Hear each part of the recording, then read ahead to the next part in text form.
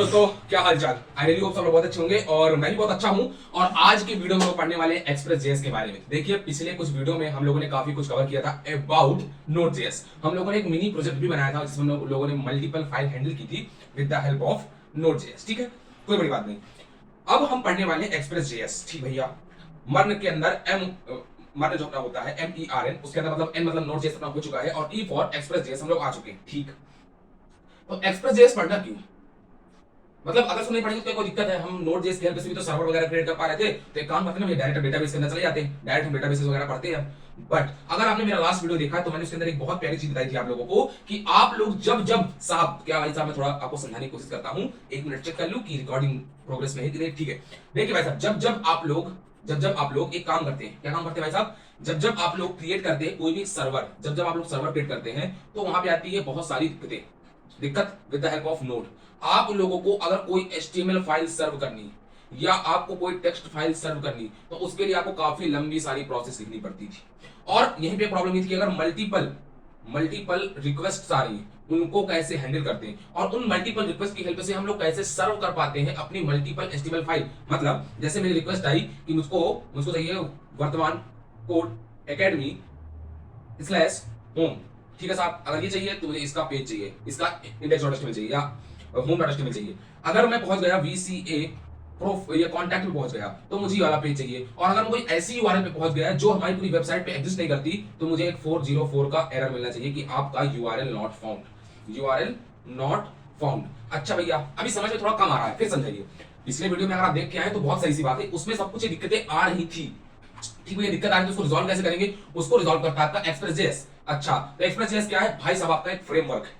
Framework भैया, library और framework में डिफरेंस क्या होता है सबसे पहले तो ये बताइए। तो सबसे पहले समझिए कि लाइब्रेरी क्या होती है। लाइब्रेरी सिंपल से चीज होती है जिसके अंदर लाइब्रेरी एक वह कोड, मतलब एक कोड वो होता है जिसके अंदर आपका कोड बेस होता है। जैसे कि लाइब्रेरी होती है ना, वहां पर की बहुत सारी बुक्स रखी होती है, वैसे ही आपकी यहाँ पे भी लाइब्रेरी होती है। यहाँ पर कुछ पहले से प्री रिटन कोड लिखा होता है जिसको डेवलपर या आप लोग या स्टूडेंट डेवलपर जो भी हो उनको यूज करते हैं अपने प्रोग्राम को इफिशिएंट बनाने के लिए, अपने टास्क को इजी करने के लिए हम लोग यूज करते हैं लाइब्रेरी का। मतलब जैसे लाइब्रेरी के अंदर बुक रखी होती है ना, वो बुक पहले से रिटन है ना, उसको किसी ने लिख रखा है ना, वैसे ही सेम टू सेम आपकी जब यहाँ लाइब्रेरी की बात आती है तो सेम होता है। आपका लाइब्रेरी के अंदर पहले से कुछ ना कुछ कोड जो है वो लिखा हुआ रखा हुआ है, उसको सिर्फ आप यूज करते हैं अपने टास्क को इजी करने के लिए और अपने काम को इफिशिएंट तरीके से पूरा करने के लिए। ठीक है साहब, अब बात आती है फ्रेमवर्क की। तो फ्रेमवर्क जो होता है is more comprehensive set of tools and guideline that dictate the overall structure and flow of an application. इसका मतलब क्या? इसका मतलब ये भाई साहब कि आपका जो फ्रेमवर्क होता है वो क्या होता है, आपका एक आपको आर्किटेक्चर प्रोवाइड कराता है, आपको एक स्केलेटन देता है। जैसे आपकी स्केलेटन होती है बॉडी की, वो क्या करती है, आपको ढांचा देती है ना, वैसे ही आपका फ्रेमवर्क आपके पूरे के पूरे प्रोग्राम को, आपके पूरे के पूरे सॉफ्टवेयर को, आपके पूरे के पूरे एप्लीकेशन को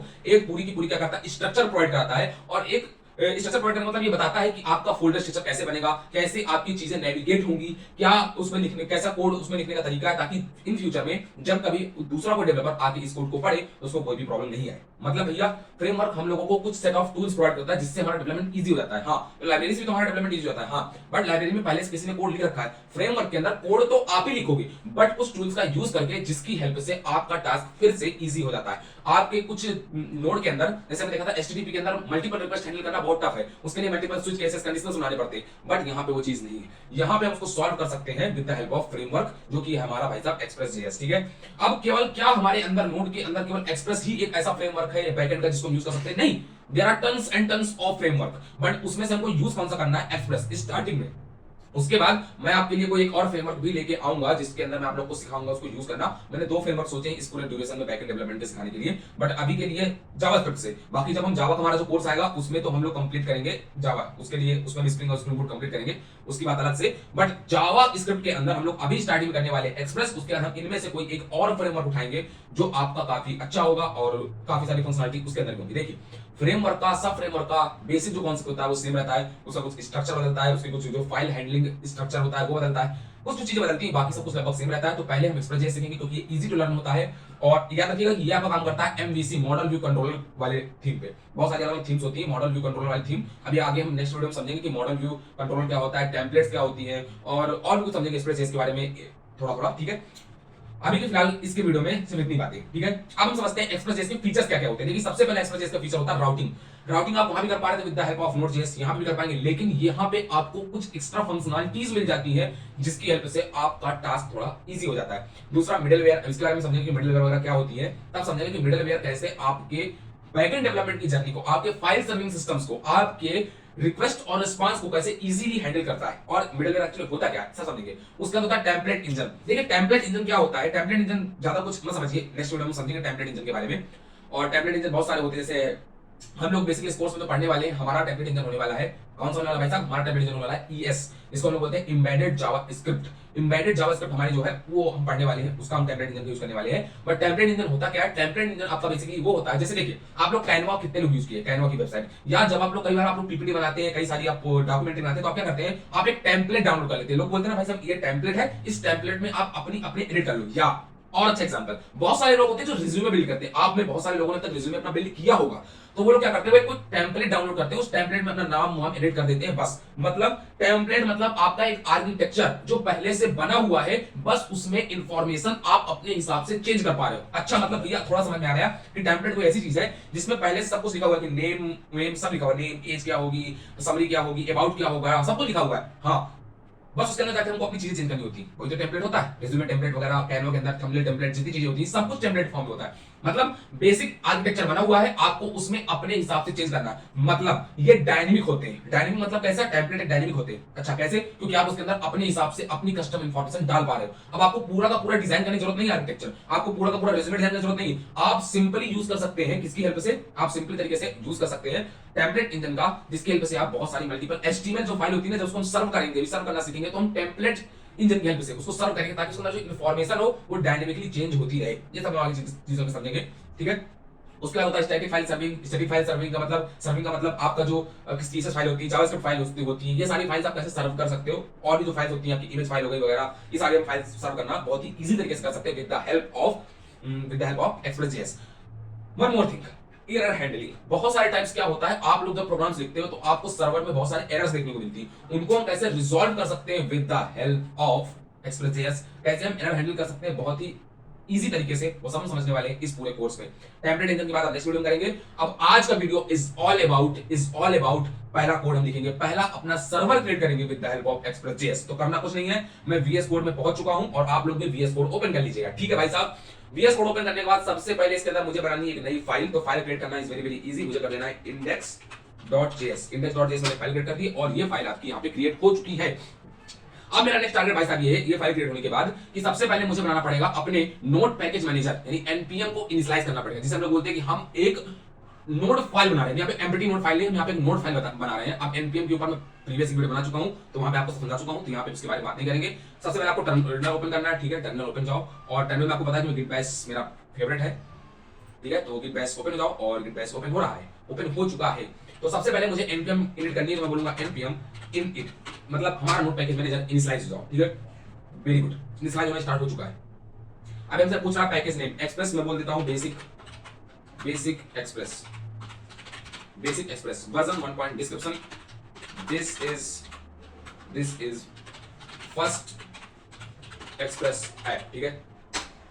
और एंट्री पॉइंट index.js अभी है। टेस्ट कमांड हम कुछ नहीं रखनी, गिट रिपोजिटरी कुछ नहीं रखनी, कीवर्ड कुछ नहीं, ऑथर देते हैं वर्तमान कोड एकेडमी, ठीक है, वर्तमान कोड एकेडमी। और लाइसेंस वगैरह कुछ नहीं है, यस ओके। तो आपकी पैकेज.json फाइल जो है वो आ चुकी है यहाँ पर, ठीक है। अब ये पैकेज.json के बारे में बता चुका हूँ कि ये सब क्या इन्फॉर्मेशन देती है अबाउट योर प्रोजेक्ट। आप लोग ये पुरानी पूरी सीरीज पढ़ के आइए, अगर आपने नहीं पढ़ी तो अब आपको दिक्कतें समझ में आएंगी। इसलिए मैं बोलता हूँ कोई भी वीडियो स्किप मत कीजिएगा, ठीक है भाई साहब। अब हम बढ़ते हैं एक स्टेप और आगे, और अब हमको इंस्टॉल करना है अपने एक्सप्रेस को। तो देखिए एक्सप्रेस को हमको इंस्टॉल करना है with the help of npm। तो कैसे करेंगे, सबसे पहले हम एक्सप्रेस को अपने सिस्टम में इंस्टॉल करेंगे एंड उसके बाद हम उसको यूज करेंगे। तो कैसे उसको इंस्टॉल करते हैं, देखिए सबसे पहले मुझे यहाँ पे कमांड लिखनी है जो कि हमारा npm इंस्टॉल और लिख देना express, boom. It will take some time, ये थोड़ा टाइम लेगा, लेकिन ये आपकी सारी की सारी एक्सप्रेस की जितनी भी फाइल्स है वो ले आएगा। मतलब भैया कि आपका एक्सप्रेस अब आपके इस पर्टिकुलर फोल्डर के अंदर इंस्टॉल हो रहा है with the help of npm node package manager.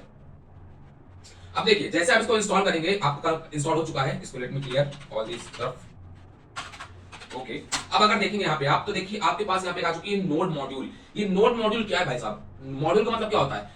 Reusable code, ऐसा कोड जो लिखा हुआ है बस इसको आपको यूज करना है, ऐसी फंक्शनलिटी जिसका ये कोड ऑलरेडी लिखा हुआ है बस उसको आपको यूज करना है। तो बस यहाँ पे इसने एक्सप्रेस के अंदर जितनी भी फंक्शनलिटीज हैं वो सारी की सारी ले आइए, आप इसमें से जो भी चाहें वो यूज कर सकते हैं, उसका कोड यहाँ पे लिखा हुआ है। अब यहाँ पे एक आ गई होगी पैकेज.json फाइल हमारी थी, इसके अंदर अगर आप जाके देखेंगे तो इसके अंदर डिपेंडेंसीज के अंदर एक्सप्रेस आ चुका है। अच्छा भैया ये डिपेंडेंसीज के अंदर एक्सप्रेस क्यों आया? देखिए इसका मेन कारण ये है कि मैं आपको पिछले वीडियो में बता चुका हूं कि जब भी आप कोई भी npm से पैकेज इंस्टॉल करते हैं तो आपके पैकेज.json के अंदर वो बताने लगता है डिपेंडेंसी, मतलब इस पैकेज पे हमारा प्रोजेक्ट डिपेंड करता है, इस प्रोजेक्ट की डिपेंडेंसीज इस एक्सप्रेस के अंदर है, ऐसा कुछ। ठीक है, और ये हम वर्जनिंग सिस्टम में बता चुके हैं कि इसका मतलब होता है करंट वर्जन एकदम एक्सप्रेस का यहाँ पे आया हुआ है। ठीक है, वेरी गुड। एक पैकेज.log.json फाइल आती है, इसके बारे में भी मैं पिछले वीडियो में बता चुका npm वाले में कि ये आपका बताता है जितने भी आपके नोड मॉड्यूल के जितनी डिपेंडेंसीज है उनके बारे में सारी इंफॉर्मेशन ये देता है। पैकेज.json आपकी सारी इंफॉर्मेशन देता है आपके प्रोजेक्ट के बारे में, और पैकेज.log.json जो होता है वो आपको इंफॉर्मेशन देता है आपके नोड मॉड्यूल के बारे में, आपके पैकेज के बारे में जो आपने इंस्टॉल किया है उसके बारे में कंप्लीट इंफॉर्मेशन यहाँ पे देता है। ठीक है भाई साहब, हमारा इंस्टॉल हो चुका है। अब मुझे क्रिएट करना है अपना फर्स्ट एक्सप्रेस ऐप। तो कैसे क्रिएट करेंगे? देखिए वहां पर HTTP मॉड्यूल के अंदर हम लोग सबसे पहले रिक्वायर करते थे, बट हम लोगों को एक्सप्रेस डाउनलोड करने की जरूरत नहीं वहां पे पड़ती थी, मतलब HTTP डाउनलोड करने की जरूरत नहीं पड़ती थी, या उसको बोले इंस्टॉल करने की जरूरत नहीं पड़ती थी, क्योंकि हमारा HTTP वहां पे होता था बिल्ट इन मॉड्यूल। लेकिन यहाँ पे हमारा एक्सप्रेस बिल्ट इन मॉड्यूल नहीं है, इसलिए पहले इसको हमने इंस्टॉल किया है। अब देखिए सबसे पहले मैं क्रिएट करता हूँ एक वेरिएबल, इसका नाम देता हूँ एक्सप्रेस एंड इसके अंदर मैं बोलता हूँ कि काम को रिक्वायर हो जाओ। क्या हो जाओ रिक्वायर? भाई साहब आप रिक्वायर कर लो एक्सप्रेस को, और काम खत्म, आपका एक्सप्रेस जो है रिक्वायर हो चुका है। लेट एक्सप्रेस रिक्वायर एक्सप्रेस, इससे आपका एक्सप्रेस जो है पूरा का पूरा रिक्वायर हो चुका होगा। अब मैं पिछले वीडियो में आप लोगों को रिक्वायर कीवर्ड के बारे में बता चुका हूं कि ये आपको एक्सप्रेस की सारी प्रॉपर्टी ला के देता है in the form of object करके देता है। ठीक है, अब मैं क्या करूंगा, सबसे पहले मैं बनाऊंगा एक पोर्ट। आपको पहले वीडियो बता चुका हूं कि port banana is very mandatory, without port आप तो यूज कर नहीं सकते। पोर्ट मतलब आप किस एंट्री पॉइंट से एंटर करना चाहते हो, port is like entry point कि कहां से आप एंटर करना चाहते हो उस वेबसाइट पे। मैं बता दूंगा पिछले वीडियो में पोर्ट के बारे में, और पोर्ट लोकल होस्ट क्या होता है, 8000 क्या होता है, 127.0.0.1 ये क्यों लिखा जाता है, ये सब आपको बता चुका हूं, इसके बारे में आप मत पूछिए, आप पुराने वीडियो देख के आइए। बट अभी बात करने वाले कैसे बनाएंगे। तो यहां पे बनाऊंगा मैं लेट, ये काम करते हैं कॉन्स्ट मान लेते हैं कॉन्स्ट पोर्ट इक्वल टू 8000, मैंने 8000 नाम का एक पोर्ट बना दिया है। ठीक है भैया, अब मुझे क्या करना है, अब सबसे पहला मेरा काम है, सबसे पहला और सबसे इंपॉर्टेंट मेरा जो काम है वो ये है कि अब मैं बनाऊंगा एक्सप्रेस ऐप। तो क्या करना है भाई साहब, कुछ नहीं करना, यहां पे देना आपको let app equal to express. ये क्या करता है, ये आपको इस ऐप नाम के वेरिएबल के अंदर एक्सप्रेस की सारी प्रॉपर्टी लाके देता है। अच्छा, जैसे फॉइल मॉड्यूल के अंदर रिक्वायर करते थे, रिक्वायर तो कर लिया, आपकी सारी प्रॉपर्टी लाके मिल गई। अब इसके अंदर से हम कोई भी एक्सप्रेस की प्रॉपर्टी को एक्सेस कर सकते हैं। मतलब भैया समझ नहीं आया, नेक्स्ट वीडियो में इसके बारे में डिटेलिंग समझने वाले हैं, बट इतना भी मत समझिए। ठीक है, अब मैं यहाँ पे करने वाला हूँ ऐप डॉट लिसन। जैसे वहां पे हम लोग सर्वर डॉट लिसन करते थे ना, हम क्या करते थे, हम HTTP मॉड्यूल को रिक्वायर करते थे और उसके बाद करते थे क्रिएट सर्वर, और उस पूरे फंक्शनलिटी को, उस पूरे क्रिएट सर्वर फंक्शनलिटी को एक वेरिएबल के अंदर सेव करते थे, जिसको हम बोलना देते थे सर्वर, और फिर बोलते थे सर्वर डॉट लिसन। वैसे ही जैसे वहां पे उस पूरी फंक्शनलिटी को उसके अंदर डालते थे, वैसे ही आपने यहाँ पर एक्सप्रेस की पूरी फंक्शनलिटी को इस ऐप फोल्डर के अंदर डाल दिया है। अब मैं बोलूंगा ऐप डॉट लिसन, और लिसन के अंदर आपकी पहले आता है आपका पोर्ट, ठीक है, और दूसरा आपका जाता है एक फंक्शन, और फंक्शन के अंदर बेसिकली एरर जाता है, जैसे वहां पे जाता था लिसन के अंदर। ठीक है, लिसन का मतलब होता है इस पोर्ट पर हमारे प्रोग्राम को लिसन करो। मैं बोलूंगा इफ अगर हम लोगों को कोई भी एरर मिलती है तो एक काम करो, लॉक करा देना, कंसोल लॉक करा देना, क्या आपकी एरर है। ठीक है, एरर है, ठीक है भाई साहब, और यहां से कर जाना है रिटर्न। और अगर ऐसा नहीं होता तो एक काम करना भाई साहब, लॉक करा देना जाके आप सिंपल सा कि server is running on port, कितना भाई साहब पोर्ट का नाम दे दिया मैंने। ठीक है, 1 सेकंड, पोर्ट नेम हो चुका भाई साहब आपका। ठीक है, बस बन गया। हाँ, इतनी इसी तरीके से बिल्कुल, क्या आपका पहला एक्सप्रेस ऐप चल जाएगा। हाँ सच में, देखते हैं, let's see, node index.js server is running on port. अच्छा भैया, क्या इसको हम एक्सेस कर पाएंगे? बिल्कुल कर पाएंगे। क्रोम के अंदर चलते हैं सबसे पहले भाई साहब, क्रोम खुल जाओ, ठीक, गूगल क्रोम खुल जाओ, गूगल क्रोम खुल चुका है, एंड मुझे जाना पड़ेगा यहाँ पे। ठीक है, आ जाओ, और अब मुझे यहाँ पे क्या सर्च करना है साहब, मुझे यहाँ पे सर्च करना है सिंपल तरीके से 127.0.1 local host can not gate. क्यों? क्योंकि अभी तक हमने कुछ बताया नहीं कि हमारा रिस्पांस क्या रहना चाहिए, अभी तक हमने रिस्पांस देना नहीं सीखा यहाँ पे। लेकिन अगर आप वहां पे देखते नोड के अंदर, तो जब हम कोई भी रिस्पांस सेट नहीं करते थे तो वहां पे एक ऐसे गोल लोडिंग होता रहता था। बट यहाँ पे ऐसा नहीं होता। क्यों? क्योंकि एक्सप्रेस इसको बाय डिफॉल्ट हैंडल कर लेता है कि अभी तक आपने कोई भी रिक्वेस्ट सेंड नहीं की, तो यहाँ से उसको कोई भी रिस्पांस नहीं मिल रहा, आपने कोई रिक्वेस्ट नहीं मांगी, इसलिए यहाँ से उसको कोई भी रिस्पांस नहीं मिल रहा, तो बाय डिफॉल्ट बोल देगा कि भाई साहब कोई भी हम लोग रिस्पांस को प्राप्त नहीं कर पाए, हम किसी डेस्टिनेशन तक रीच नहीं कर पाए, तो यहाँ पे कैन नॉट गेट का ऑप्शन आ जाएगा। ठीक है, ये होम राउट आपका बेसिकली होता है, होम रूट होता है। अब अगर हमको भाई साहब कोई हैंडल करना है, रिस्पॉन्स सेंड करना है, तो वहां पे हम लोग हैंडल करते थे किसकी हेल्प से भाई साहब? अब आप बोलूंगा ऐप डॉट गेट और यहाँ आपको सिंपल से लिख देना है स्लैश। इसका मतलब भाई साहब जैसे आपका होम रूट जाएगा, अब इसके अंदर आपका एक पैरामीटर जाता है, इसके अंदर भी आपका एक फंक्शन जाता है, फंक्शन, और जिसको हम लोग बोलते हैं कॉल बैक फंक्शन। और कॉल बैक फंक्शन के अंदर यहाँ पे भी आपके दो पैरामीटर जाते हैं, रिक्वेस्ट और एक जाता है आपका रिस्पॉन्स। मैं यहाँ पे फैट एरर फंक्शन बना रहा हूँ, ठीक है भाई साहब, वेरी गुड। अब एरर फंक्शन बना रहा हूँ। अब देखिए यहाँ पे जाइए, आप लोग क्या बोलना है यहाँ पे भाई साहब? आपको रिस्पॉन्स सेंड कर देना है, ठीक है।